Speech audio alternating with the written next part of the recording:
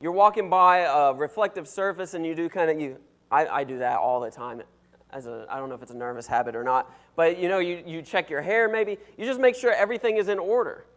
We do that several times throughout the day, and I challenge you tomorrow to think of it, as you walk by and when you go to the restroom or whatever. You walk by a mirror and you just casually, quickly just make sure, you still look presentable. And that's understandable. We want to just check throughout the day that, we don't have anything left on our face. We don't have lunch from that day left in our teeth or anything. We haven't gotten the milk mustache anymore from breakfast. But we all do it. We all check ourselves in the mirror throughout the day. And it's a focus on ourselves. And it can get to a certain point where we have the mirror because we are so focused on ourselves. It's all about me. And we live in a society that says it's all about me. It's about what I want. It's about how I look. It's about what I like, what I want to do. It's about making sure that I look good, taking care of myself. Me, me, me. We don't like to share the mirror with other people. We don't like when anyone is blocking our view from ourselves because then we can't fix ourselves up. We can't see the person that we want to see in the mirror. And so tonight, I want to challenge us to forget the mirror. And I'm not talking about a literal mirror. I'm not talking about tonight we need to go home and completely clear out all the mirrors out of our house. But instead, we're talking about a metaphorical mirror. Instead, the goal is to forget not about the physical mirror, but instead to forget about ourselves. And so let's begin in Genesis chapter 5.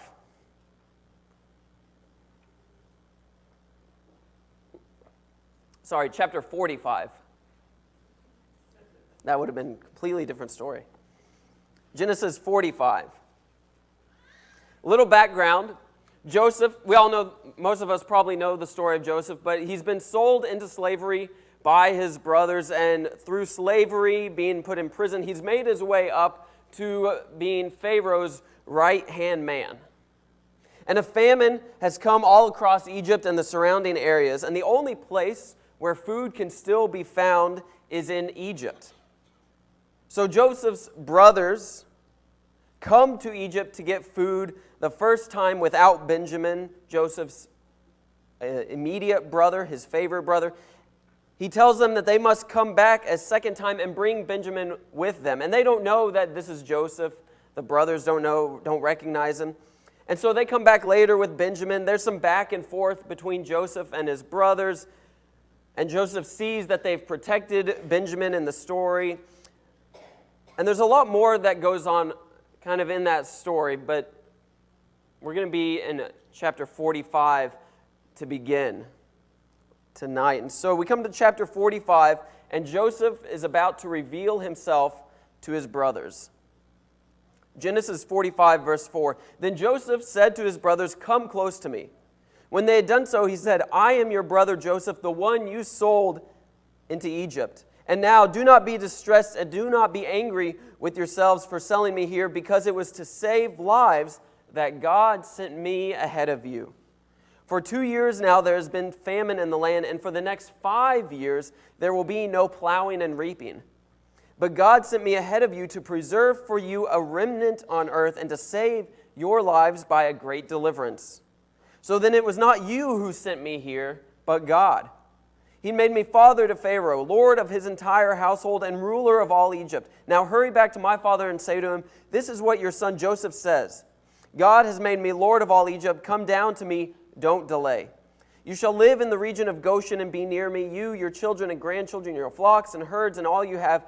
I will provide for you there, because 5 years of famine are still to come. Otherwise, you and your household and all who belong to you will become destitute.'" So Joseph says to his brothers that God sent me here in order to prepare this for you. God had a bigger plan in all of this. In fact, he says, "It wasn't you who sent me to Egypt. It wasn't you, but it was God. It was part of God's plan to bring the 12 sons of Israel and their families to Egypt. God planned for it all. And so Joseph is going to bring all of his brothers' families to live in Egypt. And then he goes on in verse 19 to tell them that he's going to provide for them. He's going to take some carts for their families to ride in as they come back to Egypt. And so jump down to verse 19 of chapter 45. Joseph, still speaking to his brothers, "You are also directed to tell them, 'Do this. Take some carts from Egypt for your children and your wives and your father, and come. Never mind about your belongings. Leave that behind, because the best of all Egypt will be yours.' So the sons of Israel did this. Joseph gave them carts as Pharaoh had commanded, and he also gave them provisions for their journey. To each of them he gave new clothing. But to Benjamin he gave 300 shekels of silver and 5 sets of clothes." Remember, we said Benjamin was his favorite. "And this is what he sent to his father: 10 donkeys loaded with the best things of Egypt, and 10 female donkeys loaded with grain and bread and other provisions for the journey." So he sends them back, and each of them gets a new set of clothes. But he gives Benjamin 5 sets of clothes and 300 shekels of silver. Benjamin gets extra gifts. But let's look at verse 24. This is what I want us to notice in this section. "Then he sent his brothers away, and as they were leaving, he said to them, 'Don't quarrel on the way.'" He tells them, do not quarrel on the way. Now, I find that as such an odd thing to include. That Joseph is sending his brothers back to get their families, and I'm sure there was more dialogue in this section between Joseph and his brothers as they were loading up and getting ready to return to their families, but the only thing we have recorded right here is Joseph telling them not to argue on their way home.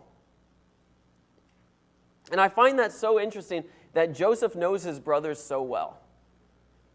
That he knows that they are like most brothers and will argue with one another. Maybe as they are going back, they would have argued over whose idea it was to originally sell Joseph into slavery. Maybe they would say, "No, I told you not to do that. I told you that, and he's going to get us for that." Or maybe they'd argue that they should have never done it in the first place. Or maybe they'd argue about who got what clothes. It says that Joseph gave them each a new set of clothes. Maybe they're looking like, "Ooh, I like that one better. Oh, you got a better one." Or maybe they're looking at Benjamin thinking, "Benjamin, you got 5. And they're arguing over Benjamin and how he got 5 sets of clothes and 300 shekels of silver. Maybe they'd argue about just where to stop for the night on their way back to their father. We don't know, but Joseph tells them not to argue. And because of that inclusion, as a reader, I get this idea that these brothers probably had a tendency to argue. But I want us to look at the big picture here. These families are going to be saved from this famine for the next 5 years. They are now going to live in Egypt and be blessed by Pharaoh and be treated very well. This is a huge blessing. And as we read earlier, we know that this is happening because God was involved with it from the beginning. And so they are given this great opportunity, and Joseph still has to tell them, still has to remind them not to argue with one another. He's telling them, forget about yourselves for a minute and see what is happening for you. Stop arguing about who got what. Stop quarreling with each other and see how amazing this situation is. Forget about the mirror. Take the focus off of yourself and look at how much God is doing for you. Focus on the blessing and this marvelous situation instead of anything else. Forget about yourself.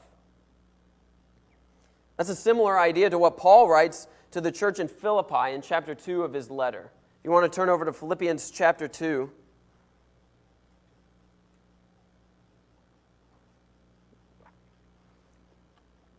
Philippians chapter 2, Paul writes to the church in Philippi, verse 1. He says, "Therefore, if you have any encouragement from being united with Christ," this theme of unity, being united, "if any comfort from his love, if any common sharing in the Spirit, if any tenderness and compassion, then make my joy complete by being like-minded, having the same love, being one in spirit and of one mind." He's really driving home this idea of unity, of oneness. Then he says in verse 3, "Do nothing out of selfish ambition or vain conceit. Rather, in humility, value others above yourselves, not looking to your own interests, but each of you to the interests of others." You can't have it any simpler than that. Paul tells the church in Philippi that they need to look to the interests of others instead of looking to their own interests. He tells them that they need to show humility. The best definition I've ever heard for humility isn't thinking less of yourself, it's thinking of yourself less. Let me say that again. Humility is not thinking less of yourself. It's thinking of yourself less. It's not thinking poorly about yourself or thinking negatively about yourself, not looking down on yourself, not saying that you're no good, that you have no value. It's thinking of yourself less. It's forgetting about the mirror. We stop looking at ourselves. We stop being so focused on ourselves that we put down the mirror and we begin to look around us. We see those who are around us. You know, I think of Genesis 45, verse 24, when Joseph says not to quarrel, not to argue along the way. And then Paul's letter to the Philippians to show humility to one another. And these are good lessons for us in the church. We need to remember not to argue along the way. We shouldn't argue as we are on this journey of walking the Christian life together. Joseph told them not to quarrel. They weren't supposed to play the comparison game. They weren't supposed to think only of themselves. They needed to see the bigger picture. Many times we as the church need to not play the comparison game. We need to forget about ourselves and think about others, and we need to remember to look at the bigger picture. We think of the church sometimes as a place where I come to be served, where I want them to sing the songs I like. I want the sermon to be encouraging to me. I want to get something out of the worship service. I want to sit in my pew. I want to be comfortable.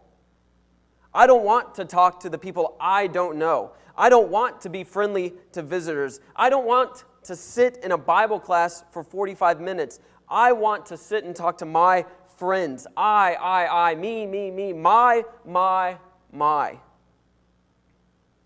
We forget about the bigger picture. We forget that the church is made up of other people that are going through a vast spectrum of situations. We forget that the purpose of coming to worship isn't to sit and talk to our friends. The purpose of coming to worship isn't for me to be uplifted and for me to be encouraged. The purpose of coming to worship isn't for me to sing songs that I like or for me to even get something out of it. We gather here to worship so that we can worship God. It's about Him. We come here for worship, and many times we're still holding the mirror. We're still looking at ourselves. But we need to forget about the mirror and see the bigger picture. See those around us. But it's not just in here that we need to forget about the mirror. We can't forget about the mirror when we come here for worship and then go about the rest of the week looking at ourselves in the mirror. We need to forget about the mirror when we leave here and go to our neighborhoods.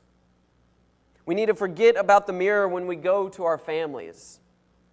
We need to forget about the mirror when we go to our jobs, when we go to our schools. Let's turn to Matthew 25.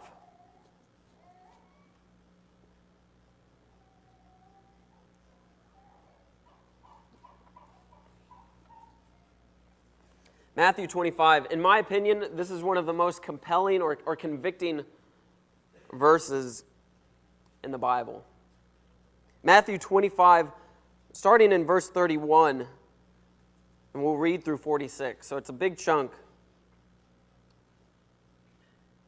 Verse 31, when the Son of Man comes in his glory and all the angels with him, he will sit on his glorious throne.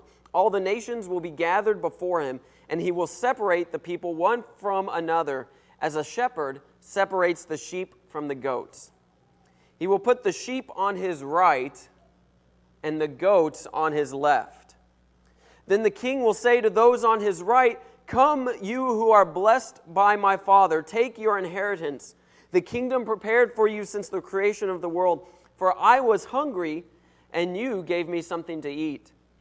I was thirsty, and you gave me something to drink. I was a stranger, and you invited me in. I needed clothes, and you clothed me. I was sick, and you looked after me.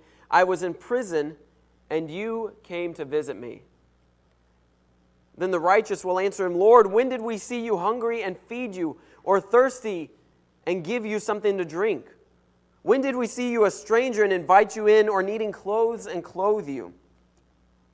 When did we see you sick or in prison and go to visit you?" The king will reply, "Truly I tell you, whatever you did for one of the least of these brothers and sisters of mine, you did for me." Then he will say to those on his left, "Depart from me, you who are cursed, into the eternal fire prepared for the devil and his angels. For I was hungry, and you gave me nothing to eat. I was thirsty, and you gave me nothing to drink. I was a stranger, and you did not invite me in. I needed clothes, and you did not clothe me. I was sick and in prison, and you did not look after me." They also will answer, "Lord, when did we see you hungry or thirsty, or a stranger, or needing clothes, or sick, or in prison, and did not help you?" He will reply, "Truly I tell you, whatever you did not do for one of the least of these, you did not do for me." Then they, those on the left, will go away to eternal punishment, but the righteous to eternal life. This is at the judgment, a judgment scene. Jesus returns and he separates everyone into two groups, those on his right and those on his left. And in a nutshell, it is those who served those in need. They will be the ones who go off into heaven, and those who did not serve those in need will be punished.